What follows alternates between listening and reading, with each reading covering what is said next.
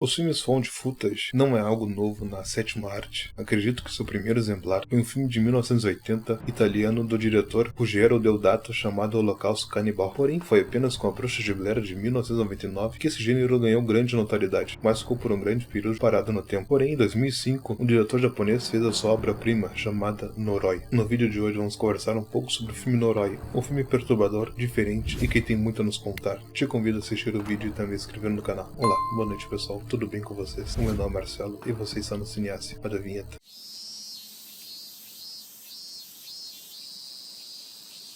Noroi, A Maldição é um filme japonês de terror do ano de 2005 com direção de Koji Shiriashi. No filme acompanhamos um repórter sobrenatural chamado Masumi Kobayashi, interpretado pelo ator Jin Muraki. Ao longo das filmagens, Kobayashi entra em contato com alguns personagens bastante interessantes, incluindo um homem particularmente excêntrico, com habilidades psíquicas e que usa uma roupa de alumínio. Ao longo do filme podemos acompanhar várias entrevistas e algumas partes de programas japoneses. Podemos ver exatamente como aqueles programas do Japão com aquelas letras enormes e também aqueles degradê nas letras e um pequeno visor do espectador, que no caso é o apresentador do programa. A melhor parte disso é que são usadas as próprias estrelas de televisão no filme. Por exemplo, a atriz Marika Matsumoto, que faz o papel dela mesma. Em um desses programas vimos alguns testes psíquicos que são feitos em crianças para testar a sua clara evidência.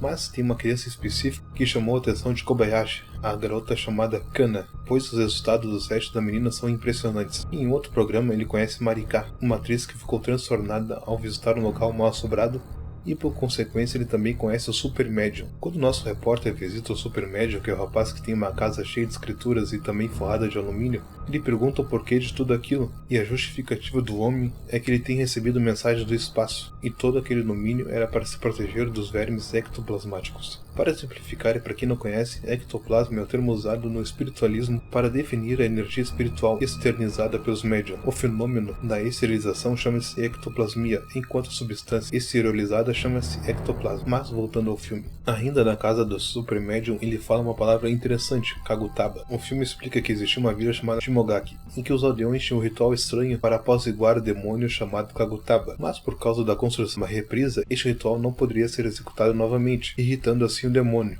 Logo as pessoas pensaram que isso daí seria uma maldição. Basicamente essa é a história do filme. Obviamente existem mais alguns detalhes que não irei contar aqui para não estragar a experiência com o filme. Acredito que não seja um filme tão complicado de se encontrar. Se procurar direitinho, acredito que se encontra. Mas agora, por que Noroi é um filme tão bom? O que torna ele um filme de terror quase perfeito? Bom, vamos falar sobre isso agora.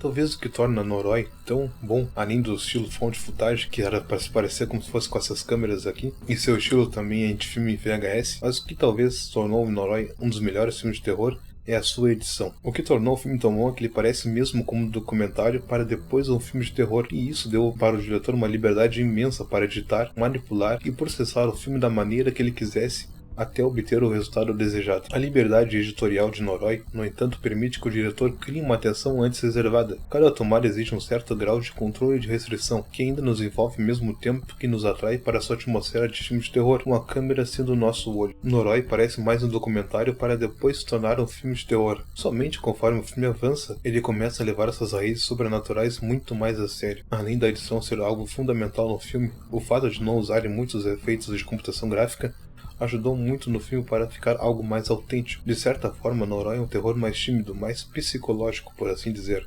Porém, tudo isso pode ter um lado ruim. Por exemplo, o fato de o filme se parecer muito mais como um documentário, ele demora muito para começar o terror, e também é um filme longo, de 2 horas. Normalmente, terror tem que ser mais ou menos 1h30, no máximo 2 horas para ser algo bom. A primeira metade do filme para quem procura algo mais direto pode parecer frustrante, pois não tem nenhum elemento de terror, é apenas dando algumas pistas do que pode acontecer.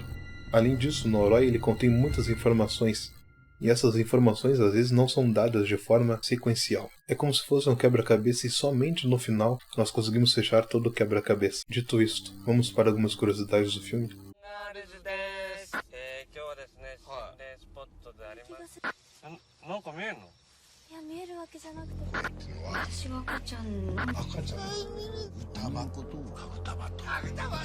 Noroi não foi o único filme found footage do diretor. Em 2009 também fez um filme chamado Oku. Preciso admitir que esse filme foi bem decepcionante.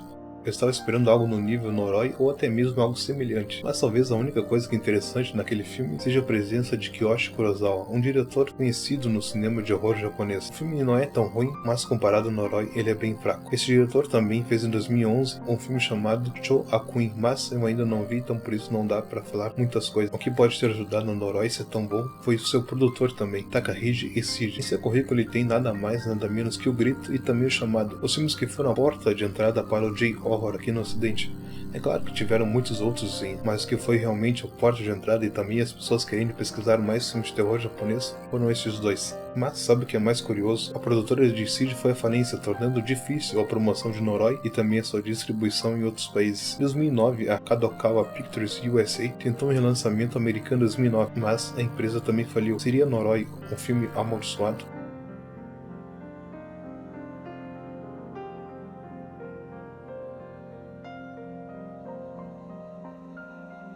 Lembra que contei por cima a história do demônio Kakutaba? Então, na verdade, o diretor ele criou sua própria pseudo-história para dar um toque de mais autenticidade ao filme. Até mesmo as filmagens 16mm dos rituais foram feitas para a história do filme. Uma pena, pois se fosse algo real, digamos assim, ia ser muito mais interessante. Para finalizar, Noroi é um filme de terror muito bom e que felizmente hoje em dia não se fazem mais filmes de terror como antigamente. Apesar que o gênero found footage e teve uma grande gama de filmes entre os anos 2007 a 2013 por aí, mas com o tempo eles ficaram uma febre e sempre a história base era a mesma, um grupo de amigos com câmeras e que iam visitar um lugar supostamente assombrado, e normalmente esse lugar seria um hospício ou até mesmo um hospital. Tivemos alguns exemplos interessantes deste gênero, não é todo filme que ficou ruim, como por exemplo o filme Grave Encounters é um filme muito bom em relação à questão temporal. Algo que precisamos dizer é que o terror ele está se adaptando às realidades de agora. Por exemplo, quando temos o filme found footage, hoje em dia, ele começa a utilizar redes sociais, lives e recursos do nosso dia a dia. Bom pessoal, o vídeo de hoje vai ficando por aqui. Eu espero que vocês tenham gostado e se gostou já sabe o que fazer. Não se esqueça de deixar o seu gostei, compartilhar e também se inscrever no canal. Muito obrigado e até a próxima.